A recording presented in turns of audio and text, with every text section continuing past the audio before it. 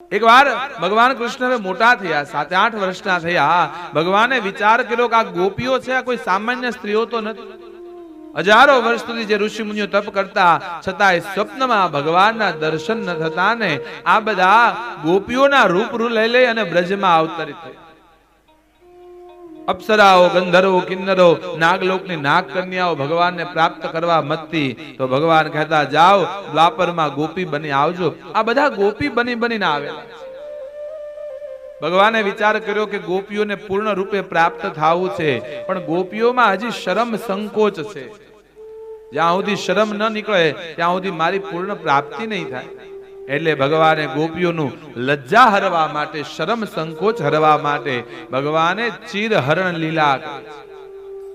ભગવાને ગોપીઓની ચુનરીઓ ચોરી. ગોપીઓ યમુનામાં નાતી હતી અને કૃષ્ણએ કાંઠે પડેલી ગોપીની ચુનરીઓ ચોરી. ચુનરી એ લજ્જાનું પ્રતીક છે. ચીરહરણ એટલે લજ્જા, શરમ. જ્યાં સુધી શરમ સંકોચ ન મળે ત્યાં સુધી ઈશ્વરની પ્રાપ્તિ ન થાય. બાબા, સંકોચ નીકળવો જોઈએ.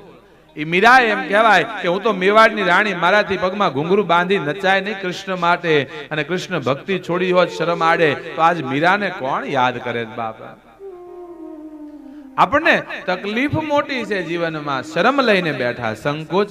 ક્યાં કહેંગે લોગ, યહી હે સબસે બડા રોગ. લોકો શું કહેશે, બસ આ પકડીને બેઠા છે.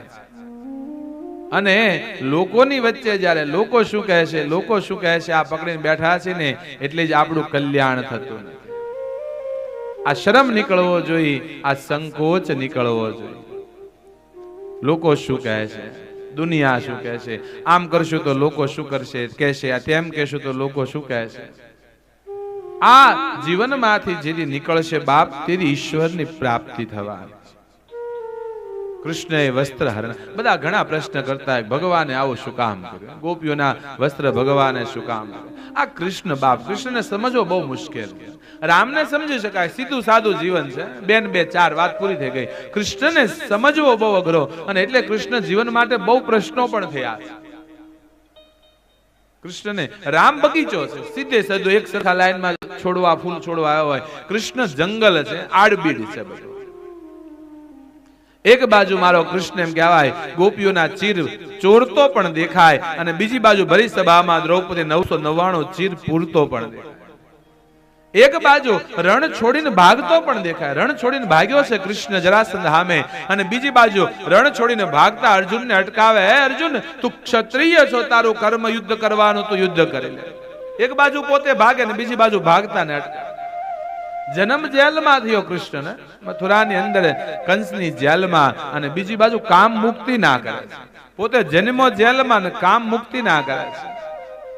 અર્જુનને કહે છે, હે અર્જુન, સર્વ ધર્માન પરિત્યજ્ય મામ એકમ શરણમ વ્રજ, અહમ ત્વામ સર્વ પાપેભ્યો મોક્ષયિષ્યામિ મા શુચિ. હે અર્જુન, બધું છોડી મારા શરણે વયો આવ, તને મોક્ષ આપે.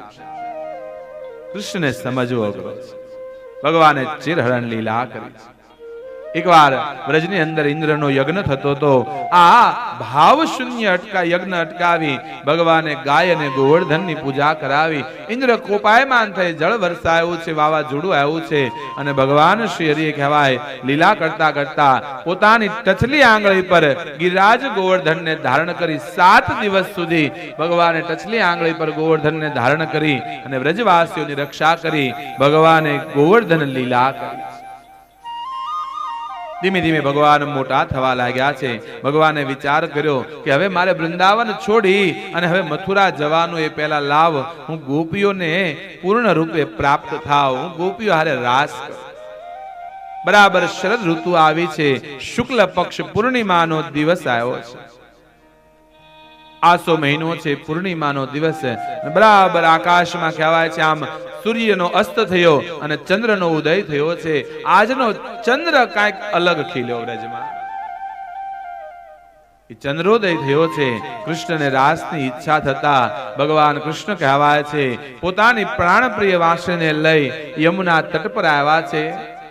બંશીવટ પર એ પ્રસિદ્ધ કદંબના વૃક્ષ નીચે ભગવાન આવી લલિત ત્રિભંગ એક પગને બીજા પગની આંટી મારી પોતાની પ્રાણપ્રિય વાંસળી વગાડી અને ભગવાને કહેવાય છે ગોપીઓને બોલાવી રાસ કરવા માટે વ્રજાંગનાને ભગવાને બોલાવી. અને જેવી વાંસળી સાંભળી, જ્યાં જે ગોપીએ વાંસળી સાંભળી બધું પોતાનું કામ પડતું મેક્યા ને ગોપી દોડી છે. જે કરતી હતી, જ્યાં પણ હતી, આ બધું મૂકીને દોડી છે વ્રજાંગના. કોઈ ગોપી સાંજનો સમય હતો, ગાય દોઈ રહી હતી.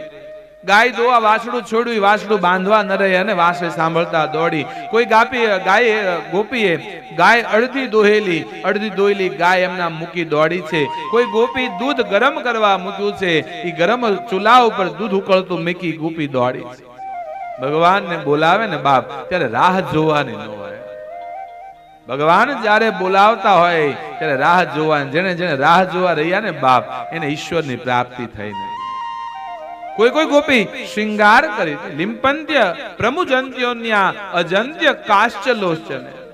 કોઈ ગોપી શૃંગાર કરતી હતી.